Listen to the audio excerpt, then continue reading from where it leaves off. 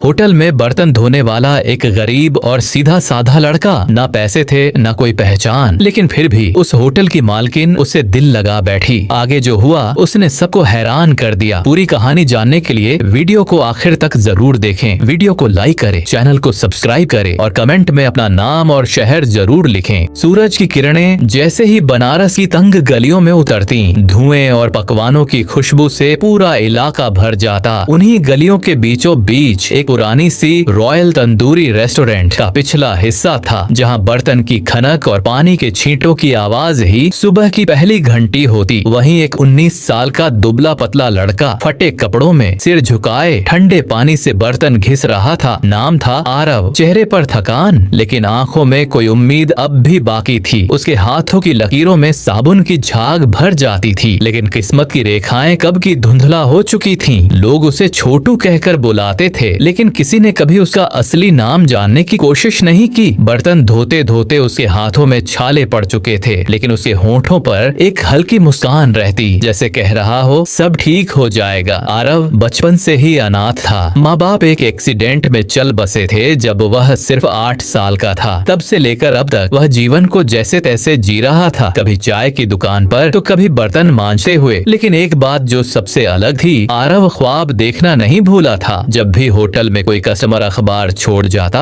वो उसे उठाकर पढ़ता। किसी न्यूज में अगर कोई गरीब लड़का IAS बन गया हो या किसी ने गरीबी में पढ़ाई कर नौकरी पाई हो, तो आरव की आंखों में एक नई चमक आ जाती। एक शाम जब वह रसोई में बर्तन धो रहा था, अचानक बाहर से किसी तेज आवाज में एक गाड़ी के ब्रेक लगने की आवाज आई। BMW 7 series. होटल के सारे वेटर, मैनेजर और यहाँ तक कि किचन का स्टाफ भी बाहर की ओर दौड़ पड़ा। मालकिन आ गई, किसी ने कान में कहा, और पहली बार आरव ने उसे देखा। अनन्या रॉय, होटल की मालकिन, करीब 27 से 28 साल की होगी। गोरी, तीखे नैन नक्श, आंखों पर काला सन ग्लास, सफेद कुर्ता और बैंगनी दुपट्टा, चाल में रौब और आंखों में आत्मविश्वास। पूरा होटल जैसे ठहर गया था। अनन्या कोई आम औरत नहीं थी। वह एक बड़े बिजनेस ग्रुप की इकलौती वारिस थी, लेकिन उसने अपने परिवार से अलग होकर खुद का ये होटल शुरू किया था, सिर्फ इसीलिए कि वो अपना नाम खुद बनाना चाहती थी। अपने बलबूते उसे अमीरी विरासत में मिली थी, लेकिन इज्जत कमाने का जुनून उसने खुद पाल रखा था। वो हफ्ते में एक बार होटल में आकर सब इंस्पेक्ट करती थी, सफाई, क्वालिटी, स्टाफ, सब कुछ। आरव ने उसे पहली बार इतने करीब से देखा था। वो वहीं कोने में खड़ा गीले हाथों से उसे निहार रहा था, किसी बच्चे की तरह जिसे पहली बार किसी किताब की दुनिया दिखी हो। लेकिन उसे क्या पता था, ये पहली नजर आने वाले तूफान की आहट है। अगले दिन अनन्या ने रसोई का इंस्पेक्शन किया। वह हर चीज को गौर से देख रही थी, किचन स्टाफ को, वर्किंग स्टाइल को, सब कुछ। तभी उसकी नजर आरव पर पड़ी। उसने देखा एक दुबला सा लड़का बिना रुके बर्तन धो रहा है, लेकिन जैसे ही कोई ग्राहक चिल्लाता, वो दौड़कर उसकी ट्रे उठाने भी चला जाता। बिना किसी शिकायत के उसने पूछा, ये लड़का कौन है? मैनेजर बोला, मैम छोटू है, बर्तन धोता है, नया है, लेकिन काम तेज करता है। अनन्या कुछ देर तक बस उसे देखती रही। उसके काम करने का तरीका, उसकी आंखों में कोई गहराई थी जो बाकी सब में नहीं दिखी। नाम क्या है तुम्हारा? अनन्या ने सीधा सवाल किया। आरव चौंक गया। उसे पहली बार किसी ने नाम से बुलाया था। जी आरवी, कब से काम कर रहे हो? 3 महीने से मैडम। कभी स्कूल गए हो? गया था, लेकिन फिर छोड़ना पड़ा। घर की हालत सही नहीं थी। अनन्या ने कुछ नहीं कहा, बस सर हिलाया, लेकिन उसकी आंखों में एक अजीब सी जिज्ञासा थी। क्या ये लड़का सिर्फ बर्तन धोने के लिए बना है या इसके अंदर कुछ और है? उस दिन के बाद कुछ बदल गया। अनन्या हर बार जब भी होटल आती, एक बार जरूर आरव को देखती, कभी काम करते हुए, कभी अकेले अखबार पढ़ते हुए और कभी कभी किचन के बाहर बैठकर कुछ लिखते हुए। हाँ, आरव लिखता भी था। उसके पास एक पुरानी सी डायरी थी जिसमें वो कविताएं और छोटे छोटे विचार लिखा करता था, किसी को दिखाने के लिए नहीं, बस अपने अंदर के जख्मों को मरहम लगाने के लिए। एक दिन अनन्या ने वो डायरी देख ली। उसने धीरे से पूछा, तुम लिखते हो? आरव ने शर्मा कर कहा, थोड़ा बहुत, बस यूं ही। अनन्या ने डायरी खोली और एक कविता पढ़ी। हाथों में छाले हैं, आंखों में पानी है, लेकिन फिर भी जिंदा हूँ, क्योंकि अब भी कहानी है। सबने कहा तू कुछ नहीं कर सका, पर अब भी दिल कहता है कोशिश बाकी है। अनन्या देर तक चुप रही। उसने पहली बार किसी बर्तन धोने वाले लड़के को शायर की तरह देखा। अब कहानी की जमीन तैयार थी। एक अमीर, आत्मनिर्भर, तेज सोच रखने वाली महिला और एक गरीब, ईमानदार, स्वाभिमानी लड़का जिसके पास सिर्फ मेहनत मेहनत और सपने हैं, लेकिन समाज के लिए ये रिश्ता नामुमकिन है और यही से शुरू होगा दिल को छू जाने वाला तूफान। अनन्या उस रात घर लौट तो गई, लेकिन उसके मन में अजीब सा हलचल था। वो लड़की जो लाखों के बिजनेस को संभालती थी, जो कॉर्पोरेट मीटिंग्स में बड़े बड़े अफसरों से आंख मिलाकर बात करती थी, आज वो एक बर्तन धोने वाले लड़के की लिखी कविता से हिल गई थी। उसने अपनी डायरी में उस रात पहली बार किसी अनजान इंसान के लिए लिखा, कुछ लोग आईने जैसे होते हैं, सादे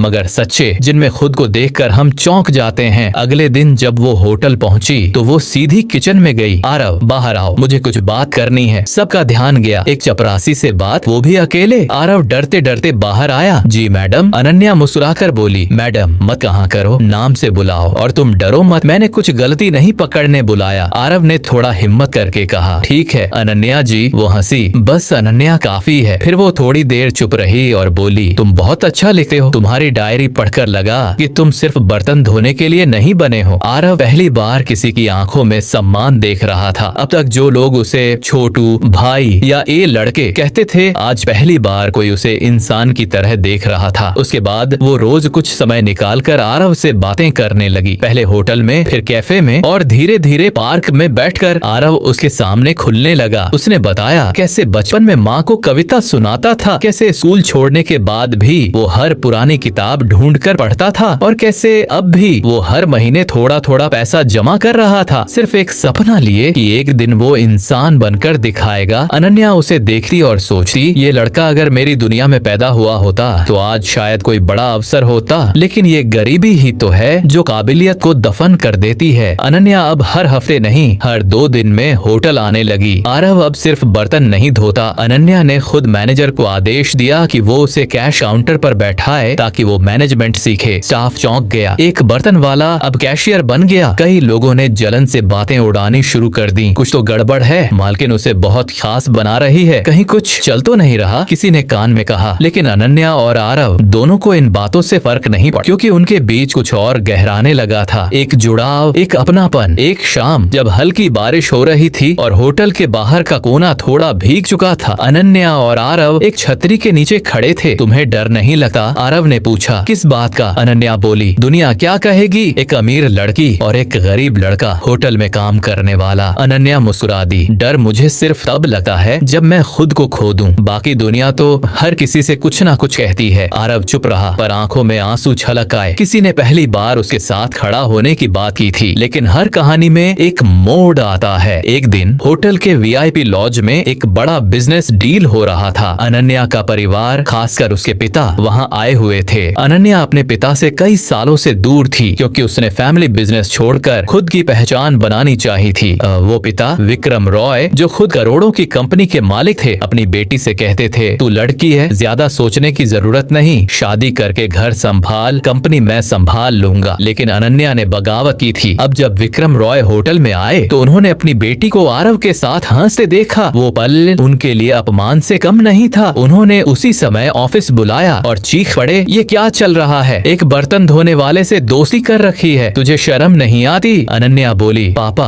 आप उसे सिर्फ गरीब देखते हैं, लेकिन मैं उसकी मेहनत, उसकी सोच देखती हूँ। विक्रम गरज पड़े, अगर वो लड़का फिर कभी इस होटल में दिखा तो मैं इसे बेच दूंगा, समझी तुम? उसी रात आरव को मैनेजर ने कहकर बाहर निकाल दिया। माफ करना छोटू, ऊपर से ऑर्डर है, तुझे निकालना पड़ेगा। बिना सवाल, बिना विरोध आरव चुपचाप चला गया। ना अनन्या से कुछ कहा, ना कोई शिकायत की, बस अपनी पुरानी डायरी, एक फटी हुई बैग और टूटे सपनों को लेकर फिर उसी गली में लौट गया जहाँ से वो कभी चला था। लेकिन इस बार उसकी आंखों में हार नहीं थी, बल्कि एक आग थी। अब मैं सिर्फ बर्तन नहीं धोऊंगा, अब मैं खुद को इस लायक बनाऊंगा कि एक दिन इस होटल को खरीद सकूं, ताकि कोई और आरव यूं ठुकराया ना जाए। होटल से निकाले जाने के बाद आरव फिर उसी पुराने मोहल्ले की तंग गलियों में लौट आया था, जहाँ कुछ साल पहले उसकी जिंदगी ने करवट ली थी। अब वहीं से उसने नए सिरे से शुरुआत की। बाजू की चाय की दुकान पर काम करने वाले रामू काका ने पूछा, छोटू वापस आ गया? होटल से क्या हुआ? आरव ने बस हल्की सी मुस्कान दी, काका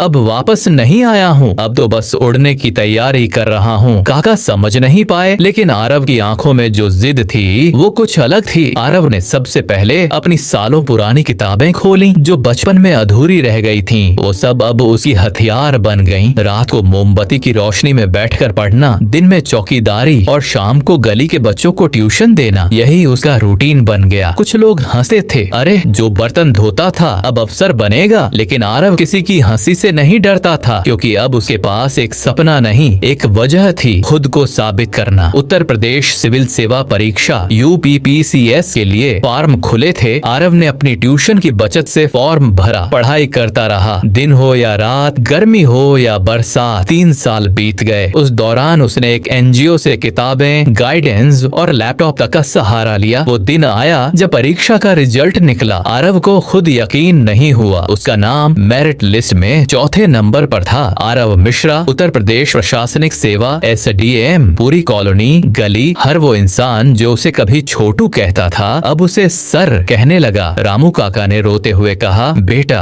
आज तूने हमारे मोहल्ले का सिर ऊंचा कर दिया। लेकिन आरव की आंखों में सिर्फ एक चेहरा था, अनन्या। बनारस तुलसी घाट, जहाँ पुराने मंदिर के बाहर फूलों की छोटी सी दुकानें थीं। एक बार फिर बारिश हो रही थी। आरव अब एक अलग ही इंसान बन चुका था। नीली सरकारी जीप से उतरा, कंधे पर स्टार वाला बैज और एक तेज आत्मविश्वास। लोगों की भीड़ उसके स्वागत में खड़ी थी। नया SDM साहब आए हैं, सुना है बहुत ईमानदार हैं, कभी हमारे मोहल्ले में ही रहते थे। उसी मंदिर के बाहर वो रुका फूल खरीदने के लिए, और तभी उसकी नजर उस पर पड़ी। सामने एक औरत बैठी थी, गीली साड़ी, बिखरे बाल, कांपते हाथों से फूल की माला गूंथती हुई। वो अनन्या थी, लेकिन वो जो कभी तेज चाल, सफेद कुर्ता और BMW से उतरती थी, अब उस रुआंसी आंखों में कोई रोशनी नहीं बची थी। आरव कुछ पल ठहर गया, उसकी आंखें नम हो गईं। वो पास गया। फूल कितने के हैं? उसने वही सवाल किया जो अनन्या कभी उससे पूछा करती थी। अनन्या ने सिर उठाया। वो पल जैसे थम गया। उसने देखा सामने खड़ा इंसान कोई और नहीं, आरव था। लेकिन अब वो छोटू नहीं था, अब वो बन चुका था SDM आरव मिश्रा। अनन्या कांपते हुए बोली, तुम? आरव ने सिर झुकाकर कहा, हाँ मैं। अनन्या की आंखें भर आईं। मुझे माफ कर दो आरव, मैं कुछ नहीं कर पाई। पापा ने जब सब छीना मैं कुछ भी नहीं बचा पाई। फिर कांपती आवाज में बोली, पापा के जाने के बाद सब कुछ चला गया, बिजनेस भी, पैसे भी। मैं कोर्ट में केस लड़ती रही, लेकिन आज देखो मैं यही फूल बेच रही हूँ। आरव ने उसका हाथ थामा। तुमने मुझे मेरे सबसे बुरे वक्त में हिम्मत दी थी, मुझे खुद पर भरोसा करना सिखाया था। अब मेरी बारी है। आरव ने उसी वक्त आदेश दिया, इसके नाम पर मंदिर के बाहर की सबसे बड़ी दुकान अलॉट की जाए। लोग चौंक गए, एक फूल बेचने वाली औरत के लिए। लेकिन किसी को नहीं पता था वो औरत कभी उसी होटल की मालकिन थी और किसी टूटे हुए लड़के का सपना बन गई थी। कुछ हफ्तों बाद मंदिर के बाहर अनन्या फ्लोरल्स नाम की दुकान खुली और उद्घाटन करने आए SDM आरव मिश्रा। मीडिया आई, अखबारों में छपा, पूर्व होटल मालकिन अब खुददार दुकानदार और SDM ने की मदद। एक गरीब लड़के को मौका देने वाली औरत आज उसी के सहारे फिर से खड़ी हुई। अनन्या फ्लोरल्स नाम की दुकान खुली तो जरूर, लेकिन शहर भर में चर्चा कुछ और ही हो रही थी। लोग कानाफूसी कर रहे थे, कभी करोड़ों की मालकिन थी, अब फूल बेच रही है। SDM साहब ने इतना क्यों किया इसके लिए? कहीं रिश्ता तो नहीं? आरव ने इन सब बातों पर ध्यान नहीं दिया। उसने सिर्फ एक बात याद रखी थी जिसने उसे उस दौर में समझा था जब कोई साथ नहीं था। आज उसका साथ देना उसका फर्ज है। एक शाम जब मंदिर के बाहर हल्की हवा चल रही थी और फूलों की खुशबू फैल रही थी, आरव दुकान पर पहुंचा। अनन्या एक नई माला बना रही थी। सुना है आज कोई बड़ा अधिकारी आ रहा है? उसने मुस्कुराते हुए पूछा। आरव ने धीरे से जवाब दिया, हाँ, पर वो एक ऑफिसर नहीं, एक इंसान आ रहा है जिसे आज कुछ कह देना है। अनन्या चौंकी। क्या मतलब? आरव ने जेब से एक पुरानी कागज की पुर्जी निकाली, वही डायरी का पन्ना जो सालों पहले खो गया था। उसने धीरे से पढ़ा, अगर कभी किस्मत ने दोबारा मिलाया तो मैं खुद को खोने नहीं दूंगा, ना तुम्हें जाने दूंगा। अनन्या की आंखें भर आईं। आरव, मैंने बहुत कुछ हासिल किया अनन्या, नाम, इज्जत, ओहदा, लेकिन दिल का वो कोना आज भी अधूरा है जहाँ तुम थी। फिर वो सीधे उसकी आंखों में देखकर बोला, अनन्या क्या तुम मेरी जिंदगी की माला बनना चाहोगी? वो सुनते ही रो पड़ी। उसने सिर झुकाकर कहा, हाँ, लेकिन समाज कहाँ चुप बैठता है। अगले ही दिन सोशल मीडिया पर एक पोस्ट वायरल हो गई। SDM आरव मिश्रा ने फूल बेचने वाली से की सगाई। तस्वीरें, टिप्पणियां, मीम्स, चारों तरफ मजाक उड़ने लगा। टीवी चैनलों पर डिबेट, क्या ये फैसला एक अधिकारी को शोभा देता है? क्या गरीब से अमीर का रिश्ता सिर्फ फिल्मी होता है? सरकारी पद का दुरुपयोग। आरव के सीनियर्स ने भी फोन किया, तुम्हारा करियर खतरे में पड़ सकता है, ये मत करो। लेकिन आरव मुस्कुराया और जवाब दिया, मैंने ये पद अपने सपनों से पाया है और अपना प्यार अपनी आत्मा से। अगर समाज इसे बर्दाश्त नहीं कर सकता तो समाज को बदलने की जरूरत है, मुझे नहीं। आरव ने खुद प्रेस कॉन्फ्रेंस बुलाई, सामने खड़े होकर कहा, मैं उस औरत से शादी कर रहा हूँ जिसने मुझे इंसान समझा जब सबने मुझे नौकर समझा था। जब मेरे पास पैसे नहीं थे तब उसने मेरे अंदर की काबिलियत देखी। आज अगर मैं अधिकारी हूँ तो उस इंसान की वजह से जिसे आप आज फूल बेचती देख रहे हैं। पूरा हॉल तालियों से गूंज उठा। अब लोग खामोश थे, ना मजाक ना सवाल, बस एक सम्मान। शादी बहुत सादा सी थी, ना शाही मंडप ना आलीशान होटल, बल्कि मंदिर के उसी आंगन में जहाँ पहली बार दोनों मिले थे। रामू काका ने आरव को सेहरा पहनाया। कुछ पुराने स्टाफ वाले भी आए जो कभी होटल में साथ काम करते थे। अनन्या ने शादी की साड़ी खुद अपने हाथों से फूलों से सजाई थी। वो कोई दुल्हन नहीं लग रही थी, वो लग रही थी जैसे खुद कहानी का जवाब हो। शादी के बाद आरव ने शहर में आशा शिक्षा केंद्र शुरू किया, जहाँ गरीब बच्चों को मुफ्त शिक्षा और मार्गदर्शन मिलता था। अनन्या अब उसी सेंटर की संचालिका थी। दोनों ने मिलकर सैकड़ों आरव जैसे बच्चों को पढ़ाया, सिखाया और ऊंचाइयों तक पहुंचाया। लोग अब उनके पास आकर कहते थे, आपकी कहानी ने हमारी सोच बदल दी। अब हम भी अपने बच्चों को सपने देखने दे रहे हैं। स्टोरी समाप्त, लेकिन यादें शुरू। गरीब लड़का जो होटल में बर्तन धोता था, उसी होटल की मालकिन उसकी दीवानी हो गई। लेकिन कहानी यहीं नहीं रुकी, क्योंकि प्यार जब सम्मान बन जाए तो वो सिर्फ कहानी नहीं, इतिहास बन जाता है। ऐसी और कहानी देख के लिए हमारी चैनल से जुड़े। Thanks for watching video.